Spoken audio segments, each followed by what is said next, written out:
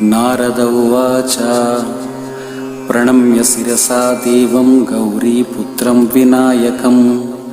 भक्तावासं स्मरेन्नित्यम् आयुः कामार्थसिद्धये। प्रथमं वक्रतुण्डं च एकदन्तं द्वितीयकं तृतीयं कृष्णपिङ्गाक्षं गजवक्त्रं चतुर्थकं लम्बोदरं पञ्चमं च षष्ठं विकटमेव च